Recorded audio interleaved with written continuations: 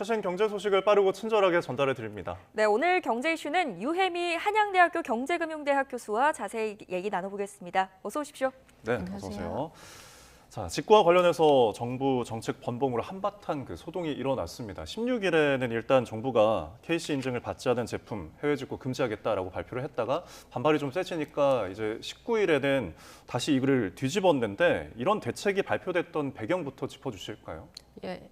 그 배경이라고 하면 이제 알리테모 시인이라고 우리가 뭐 알테시라고 흔히 얘기하는데요. 예. 중국 이제 전자상거래 업체들이죠. 이 시커머스 업체들이 국내 시장에서 시장 점유율을 굉장히 빠르게 올리고 있는 상황이었습니다. 네. 그래서 해외 직구가 많이 늘어나니까 이것 때문에 이제 부작용이 좀 속출하고 있었는데요. 첫 번째로는 이런 해외 직구를 통해서 이제 구매한 어린이 장난감이라든지 이런 그 물품들에서 네. 상당한 양의 뭐 발암 물질이라든지 유해 물질이 검출이 된 사례가 계속해서 적발이 되고 있었고요. 예. 따라서 소비자를 좀 보호하기 위해서 이런 어떤 조치가 필요하다는 그런 이제 공감대가 형성이 되고 있었던 데다가 이런 업체들이 굉장히 저가 제품을 중심으로 해서 국내 시장을 공략하다 보니까 국내 시장에서 이제 자영업자들이나 소상공인들이 상당한 어려움을 호소하고 있었거든요. 네. 그래서 여기에 대해서도 어떤 대책이 필요하다라는 이제 목소리가 커지고 있었기에 정부가 이런 대책을 내놨다고 볼 수가 있겠습니다. 네. 네. 그러니까 유해 물질도 나왔고 안전하지 않은 제품을 걸러내겠다라는 취지였는데 취지만 놓고 보면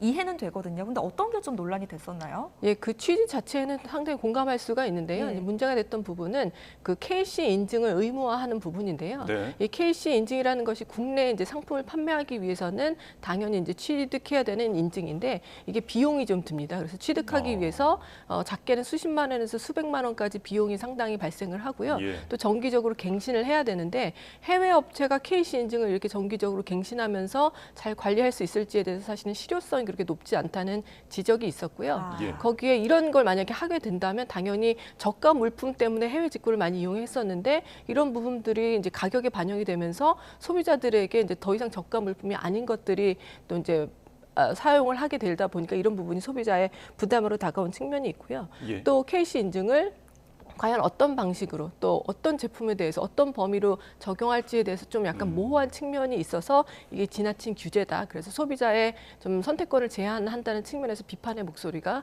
컸습니다. 네, 그럼 그 비판을 받은 이후에 19일에 정부가 다시 발표한 대책에는 KC 인증을 의무화한 것을 일단 철회를 한 건가요?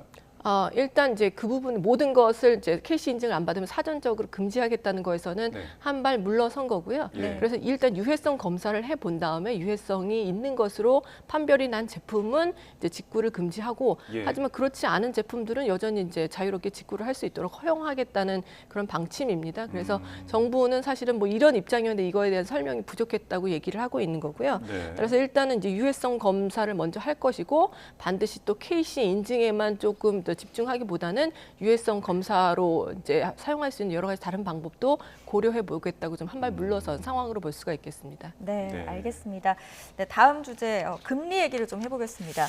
오는 23일에 이제 한국은행이 금융통화위원회를 열고 현재 기준금리를 동결할지 아니면 뭐 인하를 할지 논의를 하게 되는데 일단 동결이 유력하다고 봐야겠죠? 예, 아무래도 동결이 유력하다고 볼 수가 있고요. 이번에 동결을 하게 되면 11차례 예. 이제 동결을 하게 되는 것인데요. 지금 현재 이제 기준금리에 대해서는 사실 인상 가능성은 거의 보고 있지 않고요. 예. 과연 언제 인하를 할지에 대해서 사실 관심이 집중되고 있는 상황입니다. 근데 금리를 인하한다는 것은 결국 물가를 사실 그동안 안정시키기 위해서 고금리를 유지했던 것이기 때문에 물가 안정에 대해서 확신이 있느냐에 대한 질문에 해답을 찾는 것으로 그 이제 시점을 가늠해야 될 텐데요. 지금 현재 소비자 물가지수 상승률이 2월하고 3월에는 3%대로 다시 이제 반등을 했었다가 네. 4월에는 2%대로 다시 좀 하락을 한 상황입니다. 예. 그런데 이 이제 소비자 물가지수 상승률은 사실은 뭐 농산물 가격이라든지 뭐 국제 유가나 이제 환율 때문에 계속해서 등락을 거듭하고 있지만 네. 그 추세를 보여주는 근원 물가지수 상승률은 계속해서 하락을 하고 있거든요. 네. 따라서 물가 안정으로 가고 있는 상황은 맞다고 보고 있고요. 따라서 당장은 아니지만 아마 하반기쯤에는 기준금리 인하를 고려할 수 있지 않을까 보고 있습니다. 네, 조금 전 이제 하반기쯤에는 금리 인하를 고려할 수 있지 않을까라고 언급을 해주셨는데 사실 그 배경을 또 보면은 한미 간의 금리 차가 굉장히 크지 않습니까? 그렇다 보니까 일단 미국은 9월 중에 이제 금리를 또 결정하게 되는데 그 향방이 우리한테도 영향을 미치지 않을까요? 영향을 미칠 수가 있습니다. 하지만 이제 미 연준이 금리 인하를 하지 않았다고 해서 우리가 당연히 할 수 없다라고 필요는 없습니다. 예. 결국에는 지금 이제 통화 정책도 탈동조화가 나타나고 있기 때문에 각국들이 각국의 상황에 맞춰서 통화 정책을 이제 운용하기 시작하거든요. 따라서 우리도 우리 상황에 좀 더 초점을 맞출 필요가 있긴 한데요. 예. 지금 현재 한국, 미국 간의 기준금리 격차가 사상 최대치를 계속해서 오랜 기간 이어오고 네. 있는데 만약에 우리가 먼저 기준금리를 인하하면 이것이 더 벌어지게 되기 때문에 이것으로 인해서 뭐 환율이 불안해진다든지 하는 일이 일어나지 않을까 우려를 하시는데요.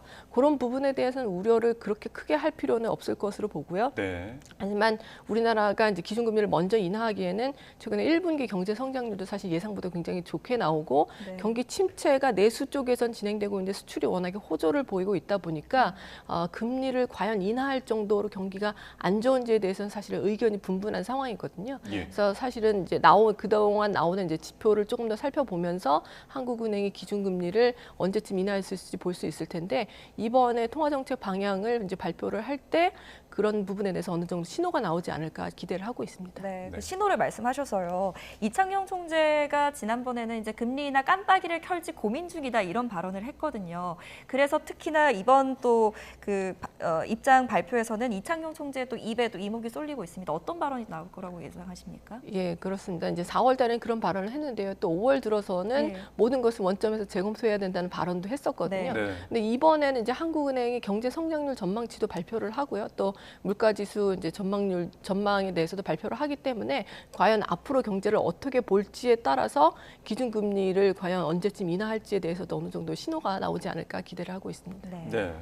그리고 한은에서 경제 성장률 전망치도 발표를 하는데요. 지금 OECD가 앞서서 우리 경제 성장률을 좀 상향 조정을 했거든요. 그만큼 상향 조절할 가능성이 또 높다고 봐야 할까요? 예, 상향 조정할 가능성이 상당히 높다고 보고 있습니다. 예. 왜냐하면 1분기에 일단 경제 성장률이 예상치보다 훨씬 더 높게 나온 측면이 있고요. 그다음에 수출이 지금 전망보다 훨씬 더 이제 호조를 보이고 있는 데다가 지금 AI 특수까지 누리고 있기 때문에 단순히 이제 반도체 사이클이 호황으로 들어선 것뿐만이 아니라 네. 다른 이제 AI 특수 같은 그런 영향들이 가중되면서 수출이 계속해서 호조를 보이고 있기 때문에 OECD도 그렇고 그다음에 국내 다른 기관들도 하반기에 이제 경제가 더 좋을 것으로 보고 올해 경제 성장률 전망치를 조정을 하고 있는데요.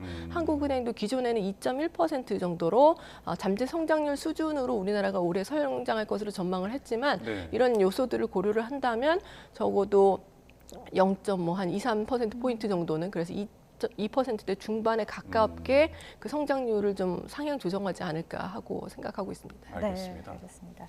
다음 주제로 넘어가 보겠습니다.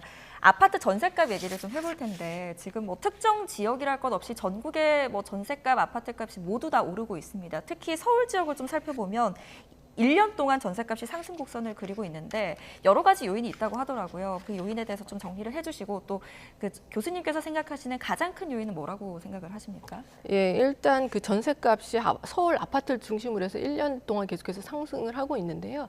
이 원인은 기본적으로 이제 수요 공급 요인인데 네. 수요는 늘어나는데 공급이 그걸 받쳐주지 못하기 때문이다라고 네. 간단하게 정리를 할 수가 있습니다. 매물이 부족하다는 거죠. 예, 그렇습니다. 그러면 수요는 왜 그럼 늘어나고 있을까 보면요.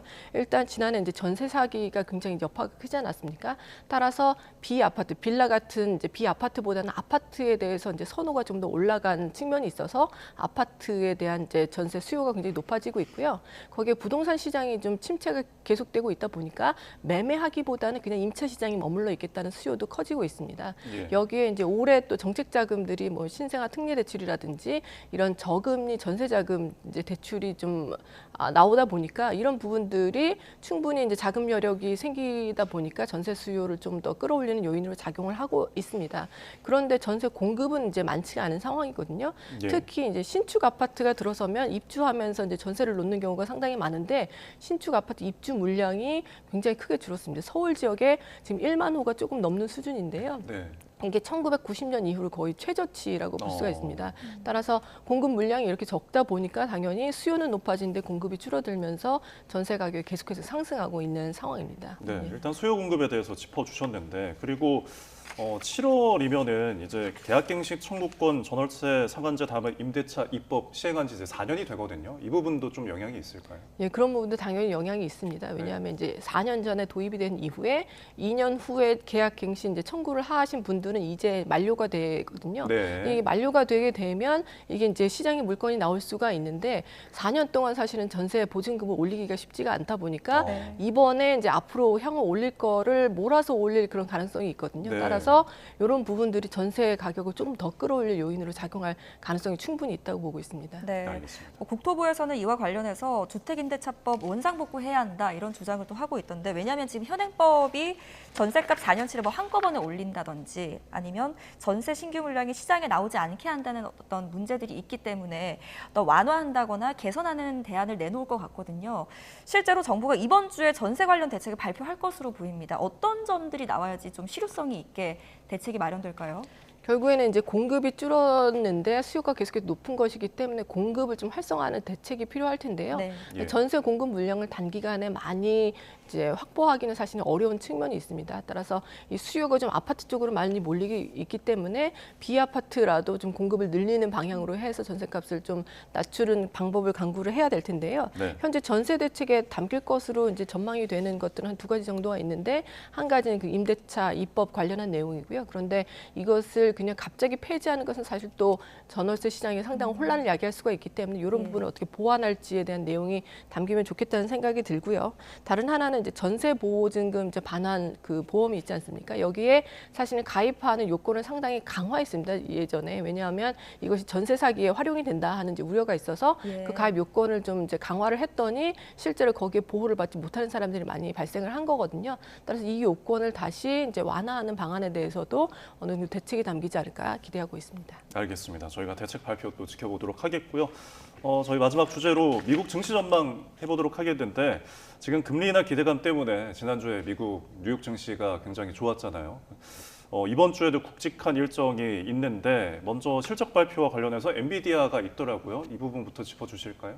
예, 일단 이제 엔비디아가 이번에 1분기 실적을 발표를 하는데요. 엔비디아는 워낙에 이제 AI 관련해서 굉장히 주목이 되는 기업이기 때문에 예. 이 기업이 굉장히 지금 급격한 성장세를 보이고 있는데 이번에도 매출이 얼마나 늘었을지에 대해서 상당히 관심 모아지는 상황이고요. 특히 엔비디아 같은 경우는 우리나라 이제 반도체 업체인 SK 하이닉스라든지 삼성전자가 계속해서 이제 공급을 반도체 네. 메모리 반도체를 공급하고 있는 업체이기 때문에 엔비디아의 실적이 또 국내 반도체 업체들의 실적에 대한 기대로도 연결이 될 수 있어서 굉장히 주목이 되고 있습니다. 네, 우리나라 증시에 어떤 영향이 또 있을지 지켜봐야 될 것 같고요. 마지막으로 FOMC 의사록 같은 경우에는 어떤 부분을 좀 눈여겨보면 좋을 것 같습니까? 예, 지난 5월에 FOMC에서 사실은 이제 그 미 연준 파월 의장이 그 경제를 어떻게 보고 있는지에 대해서 좀 발표를 한 적이 있었는데요. 여기에 네. 스태그플레이션 가능성은 별로 없다라고 그 가능성을 부인을 했었습니다.